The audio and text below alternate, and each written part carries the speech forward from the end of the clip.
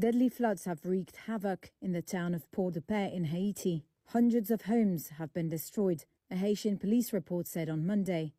Around 11,000 buildings were flooded in the central part of the city. The water came into my house. I couldn't sleep. I tried removing the water, but it was too far inside. I had to do some chores. I lost a lot of things and my bedroom was underwater. This man lost his father during the flood. He says his brother-in-law, eldest sister, and his little girl are still in hospital. Regional Red Cross coordinator Gabar Ambert. I've never dealt with a situation like this in my work, and during all my time with the Red Cross, we've never seen an event on this scale. Police said they deployed cleaning crews to remove mud from the street and that they had mobilized volunteer rescue teams in response to the disaster. This Google image shows us the areas in Haiti flooded by the most recent torrential rains. What I'm going to discuss now are the geo-contributory factors behind the flooding being as disastrous as it was in these areas.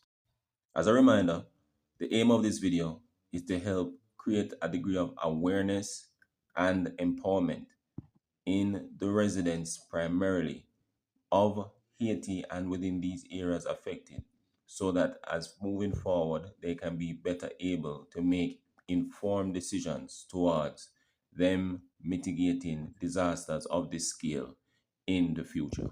As per the Haitian Times and other sources, these are the areas that were most affected by the torrential rains in Haiti for the period of November to December 2024. These Google terrain images shows us 3 areas that were affected by the flooding: Damarie, Cap Haitien, Jeremy. Now, what it is that we can see in terms of geo-factors that contributed to the flooding are the following. 1, there exists rivers or main tributaries. 2, we can see areas of brown and green. The green represents the natural vegetation, brown represents removed vegetation. And we also see the indication of elevation change. So we can see areas of flat, and we also see areas of higher elevation. Now, in the context of the flooding, what it is that we have to take into consideration are that elevation, gravity, water is going to move from higher elevation to lower elevation. Vegetation assists with the drainage or being able to slow down the speed at which water will move down slope. And river obviously is a natural source of drainage, but if it's a case that the flow of the water is beyond what the river can contain within its banks, then obviously we would have overflow and as such flooding as a result of the rivers overflowing its banks. Now, what you can see in these maps are areas that are zones of additional water flow. Consider these areas as smaller rivers, and these are depicted by the blue lines. Now, what you can see is that all of these areas basically point towards the zones that would have been indicated as areas that experience flooding. Now, let's take a look at this area in Nips. This area also experienced flooding. Now, compared to the areas of Jeremy as an example, we can see that this area does not necessarily showcase that much gray-brown.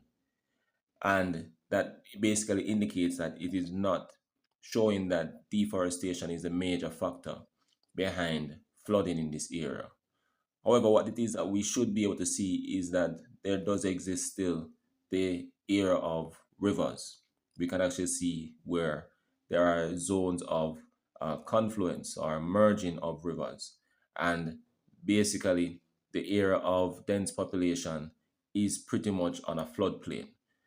And as such, it's because of the fact that this area would have pretty much experienced an overflow of the river banks as the primary factor behind the flooding experience in this area. I cannot be discussing geofactors and not also talk about the human side behind it. what it is that we should look into and take into consideration are that the actions of us as humans are also contributory factors behind the disasters being what it is that we can actually see.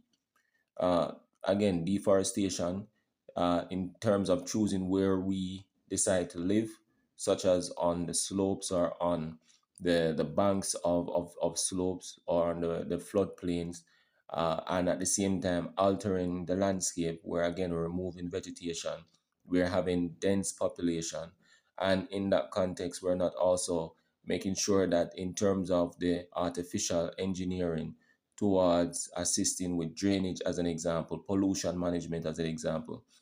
These are elements that also should be considered, or from the professional side, questions should be asked: where is the urban planning, and where is the systems in place from a disaster management point of view towards mitigating and ensuring that as best as is possible the population are actually in a systematic way, uh, let's just say, abiding by the laws and the policies of pollution and waste disposal, as an example, in terms of building and building codes, as an example. All of these things are also contributory elements. So if it's a case that Haiti, in terms of experiencing the perennial flooding that appears to have no means to an end, if they seriously are going to address this issue, then the complex balance of the geofactors, physical and human, must be taken into consideration. I am not one of those individuals who is just going to be talking about Haiti's issues and not also trying to point towards potential and even actual solutions. It all comes back down to you as the individual and you as the community and as the nation as a whole, having that seriousness to really strengthen your capacity so that disasters of this scale are no more.